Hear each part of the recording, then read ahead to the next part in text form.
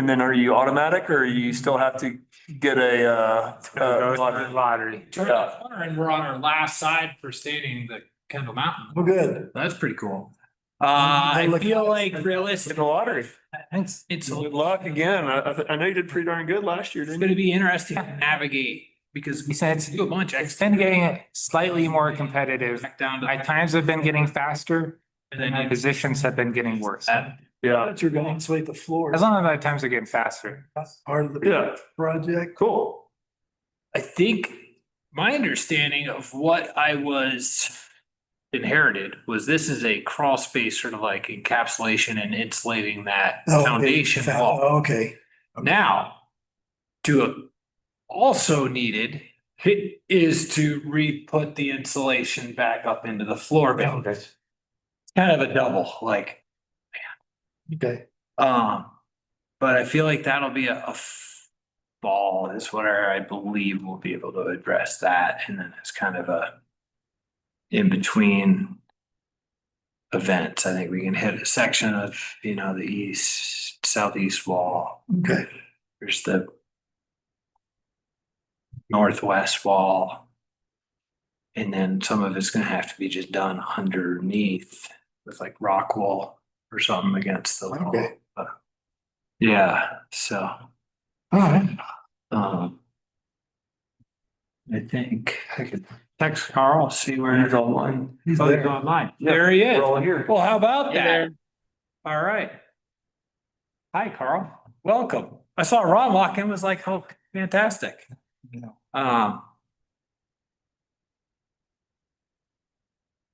Pardon my fluency, and I call a meeting to order at Yeah. 4:31. I'm expecting Elizabeth to join. We're in this amazing.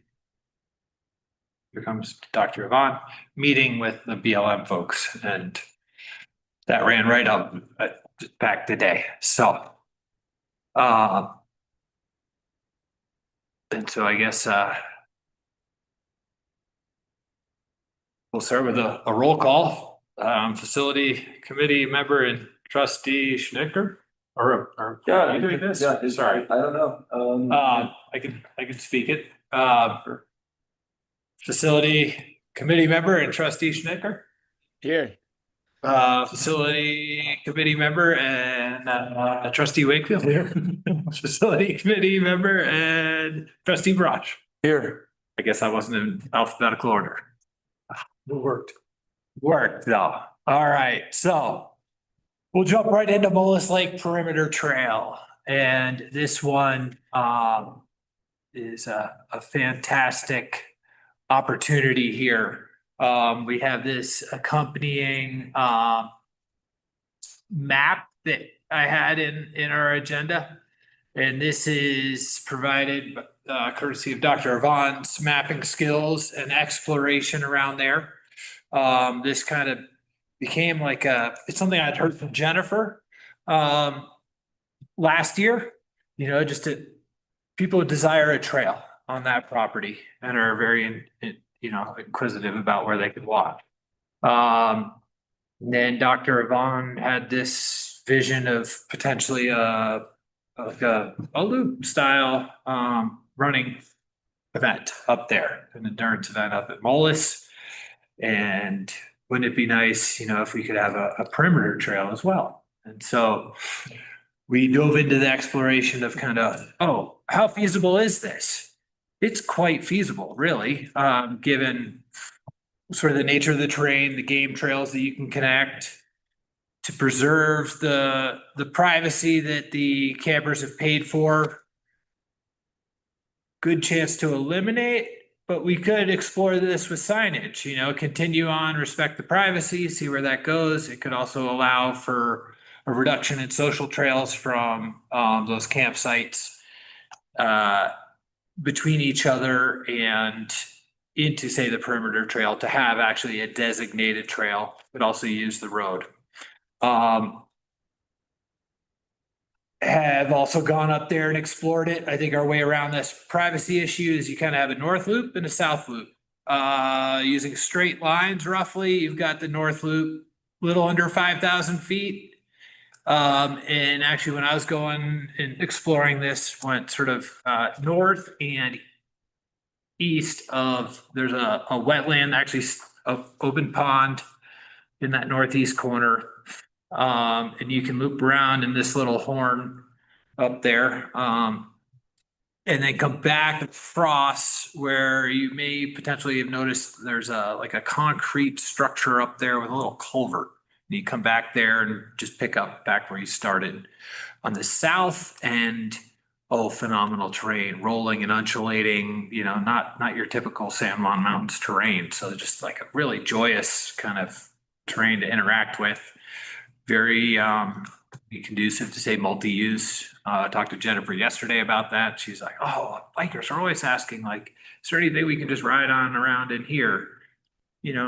And for running, very much the same sort of undulations with the land can be very enjoyable. Also tend to be very sustainable, and that they dump water and have often grade changes and whatnot. So, this is something we're looking for direction to pursue. I was approached by a group, the LDS group that picks out communities within the sort of Southwest Colorado region, might have 75 volunteers on September 12th. High potential for, a project for this type of a group. A little like, they've said they've cleaned 3 times they've come and they've cleaned trash at the cemetery all 3 times. So as far as low cost in general, it's relatively low investment as far as budget wise. It'd be some time and then potentially volunteers and whatnot. I think I'm allowed to invite you to maybe speak to how this could play into sort of your vision, which is a wonderful vision for an event up there as well. Yeah, I think at first I was just thinking of somewhere besides Kendall to do like a 24-hour endurance race that would be, on a loop trail.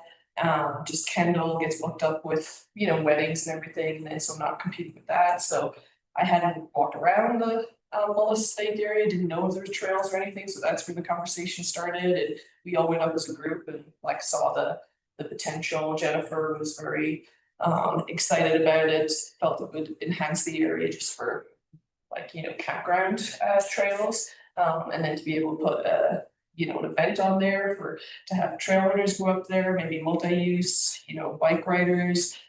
Great place for our cross-country kids to train in the fall.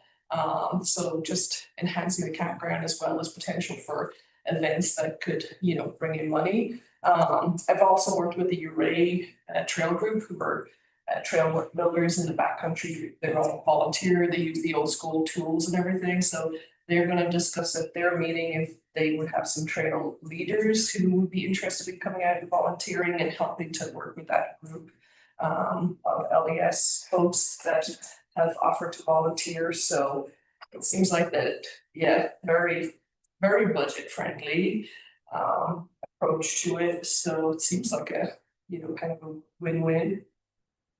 So yeah, looking for sort of direction to. I'm good with it. How about you guys? Yeah, I love the idea. I'm looking at this map and to get privacy, like as your goal to the kind of that east side of Mullis Lake there. Are we jumping over into BLM and are they cool with that? Can we work with them on that or?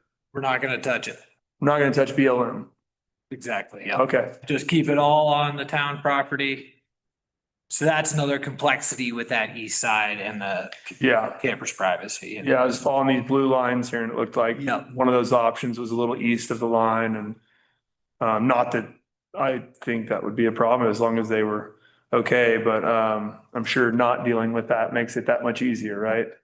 Thank you for noting that, yeah. Yeah, and then my only other concern is just signage, like figuring out that, because obviously if people start rolling bikes down towards the CT, that could be a little bit of a land management problem with BLM seeing that, which not to say that they will, and I'm sure we can sign it just fine. But that would just be like a, just in case, like be really, really clear with the signage. So people don't end up on that, part of the Colorado Trail with a bike, which is, off limits. Yeah, and yesterday, exploring that south part and sort of straight lining what I kind of did.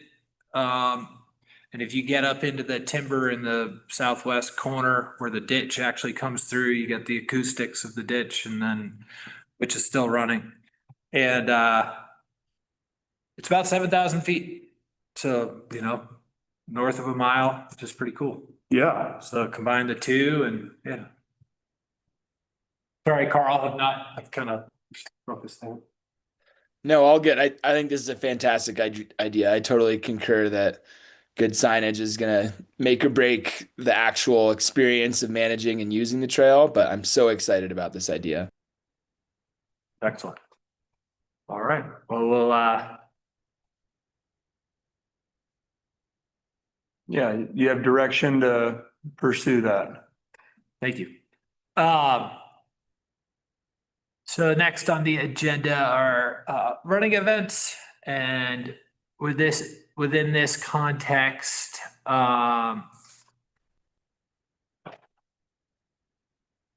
we are looking for guidance.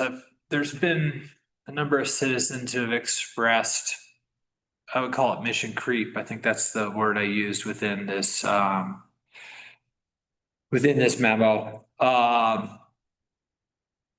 In particular, the Kendall Mountain Run and just kind of the new event, sort of organization and the way in which it's run now, kind of straying from the spirit of it in a lower presence of sort of community engagement and gathering.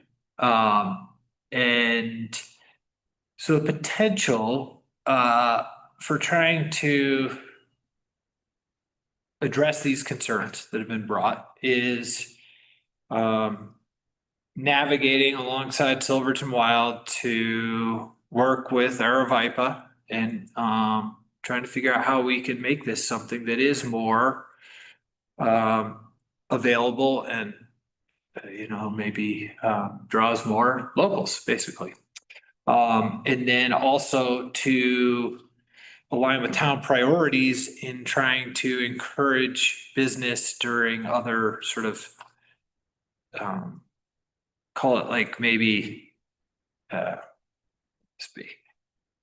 say shoulder, but it's not shoulder, that transition from shoulder into really ramping up. So for example, what this might look like is the Alpine Marathon being in early June versus held on the same weekend with the Kendall Mountain Run a week or 2 weeks after Hard Rock, when you've got kind of already this huge pool of people in the middle of July. And so see it as could be a benefit for Aravipa within, increased enrollment. I understand from them when the Kendall Mountain Run was before Hard Rock 100, they were pushing their permit limits. I believe it's just out of ease that they are now all clumped into this one weekend. And I'll also invite Dr. Yvonne to speak more to this as well. Yeah, and I guess where I started looking at some of these events was just working in the school and trying to see if we could get a fundraiser, event to bring money back to the school system. And it was actually Elizabeth bars at the school who said that early June would be a good time to have an event. And once the teacher innovation days are done and everything, that school staff, students that could be involved.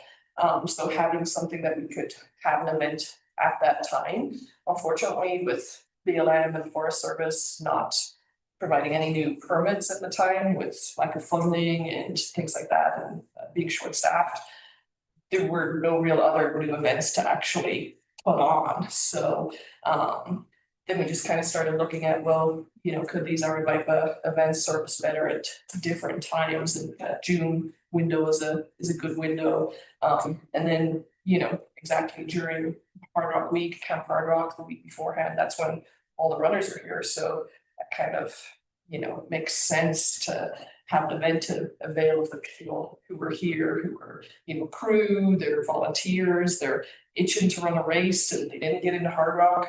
Canyon Island is the kind of one that would, get their interest. So they seem like better, better times to maybe have those events. And if the community is more involved and we could benefit from them as fundraising events, so money goes back to the community, even better than an out of state for-profit, company just kind of coming in and putting on the events and then heading back out of town.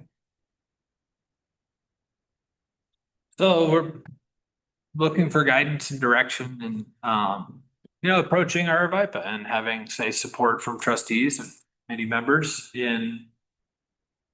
The goal is like how to work together, in tandem and, they've got a lot of expertise, I feel like that can be, utilized and then we've got an insight from, say, how can this be done better from, say, the town's perspective within timing, within my hearing stories of the old Kendall runs or sort of the folks that have approached me and shared that there's been sort of this mission creep, if you will.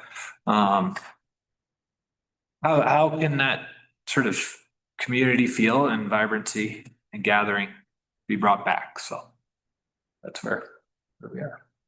Yeah, I think opening the dialogue just in general would let them know that, that's a hope and a concern for us that, we'd love to see it more engaging in the community. So I love the ideas.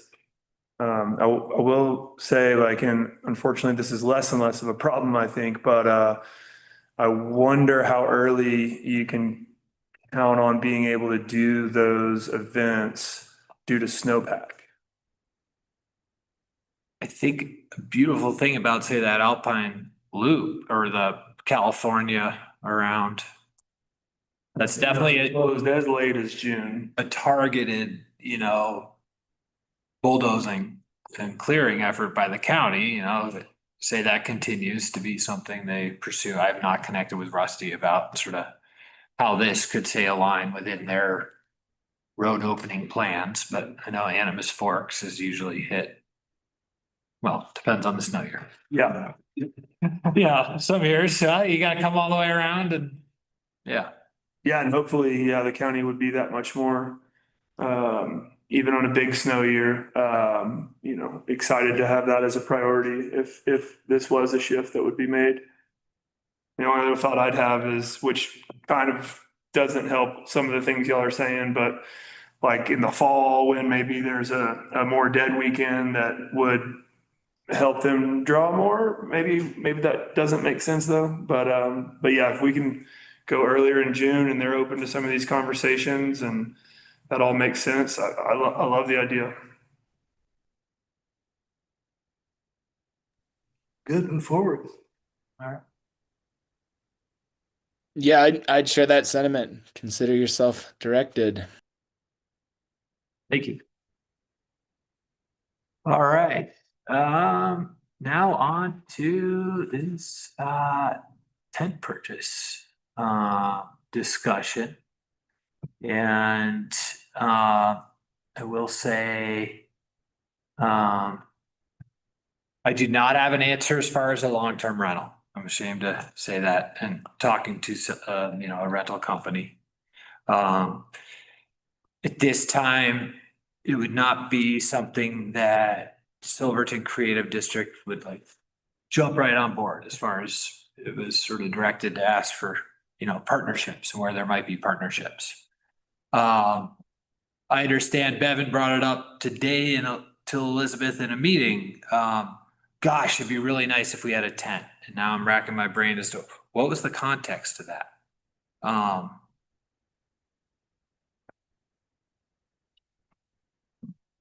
Might have been surrounding emergency shelters and sort of in that realm.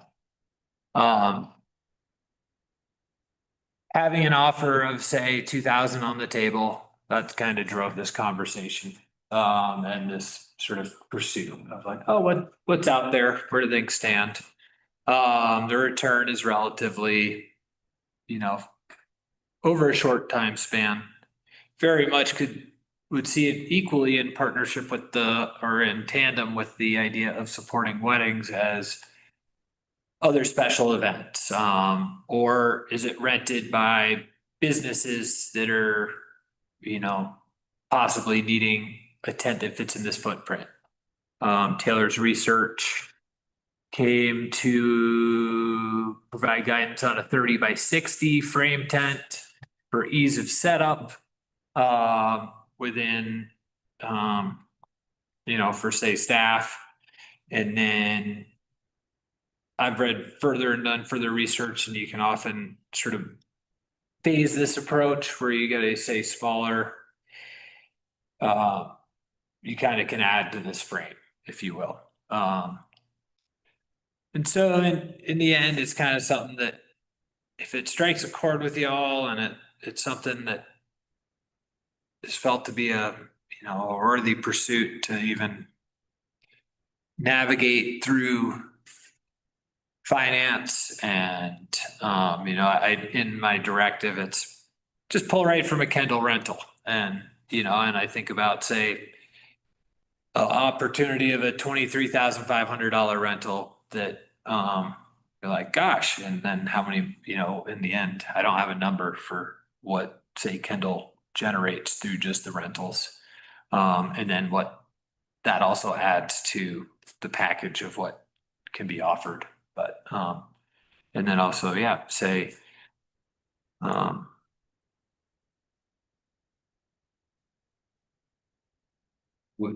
not sure that it would fit between handlebars. This 30 by 60 would fit from, if you're sort of thinking about the Anisi space, from the Cottonwood, the big one, right to the edge of the sidewalk where it goes into the road. It also could fit, but wouldn't be centered to the stage between the Cottonwood and the building. And it's 65 feet from the stage to the front of that soundboard. So you're kind of like, oh, does it provide an opportunity for, say, a Summer Sounds to not lose their shirt on a night? Maybe. But anyhow, just felt like I'd continue to bring this up, and it might be that we don't pick up the opportunity to capitalize on an offer of 2,000 towards that purchase, and it may be worth just having it in the back of your mind come budget season. And is this tied to events and communications, budget line items, and that one gets beefed up a little bit. So that's just kind of where I'll leave it for you all.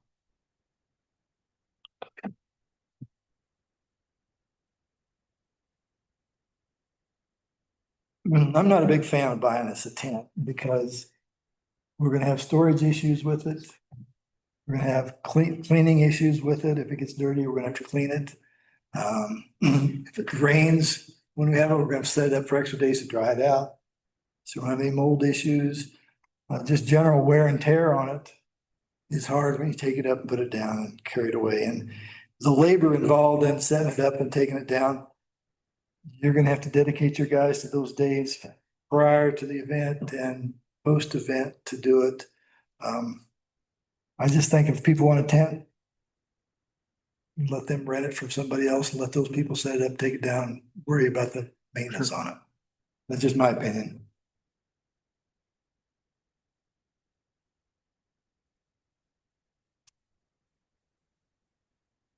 I like the idea of having more offering. I share those same concerns as Ron there with storage and handling and maintenance. I was going to call out these staff hours. I've produced a lot of events and watched people who do this every day. They're a little bit faster than what I'm seeing laid out here. And I mean, if it's 4 staff members for 3 hours, that's really only 12 hours. So maybe we're kind of rounding up there, and which makes sense from a presentation perspective to plan for the kind of the worst. But I would imagine that, the team will get better edit and smoother edit. And, but yeah, biggest questions of like where, will it pay for itself with the staff hours? And how much is that going to run your team into overtime potentially? Just looking at it a little bit more like that, like what's the, fleshing out the investment a little bit more and the return on investment. And I see, maybe 8 to 10 rentals, I think it was. Yeah. But how many rentals before it's degraded to the point of we need to, buy more of the soft material? Those skins are a lot of the cost, outside of the frame, things of that nature. So, maybe I'm a little bit more for the idea, but with a lot of hesitation and wanting to flesh out some of these concerns that Ron mentioned and I'm echoing.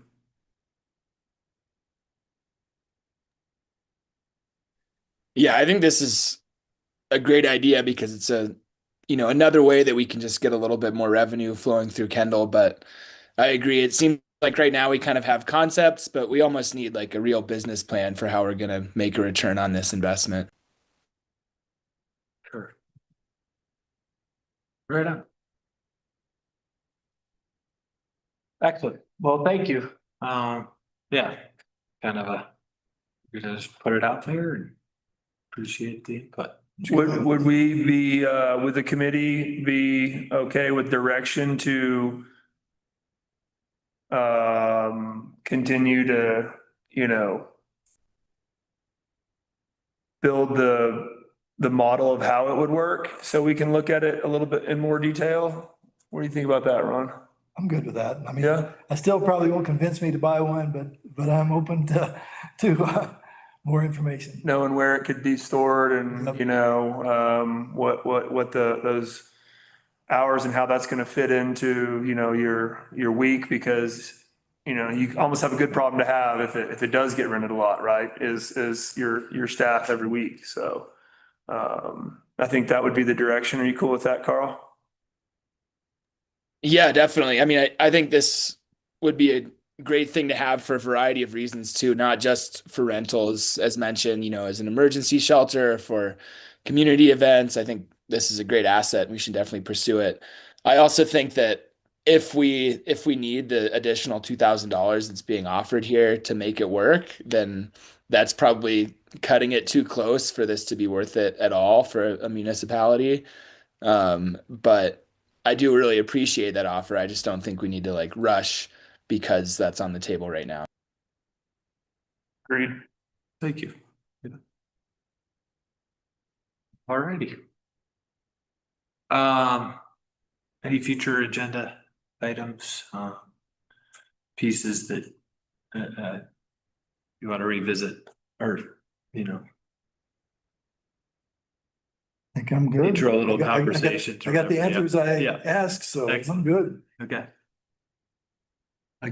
Getting back to the tent thing, the brass band festival had a tent at one time. This was back in the early 90s, Okay.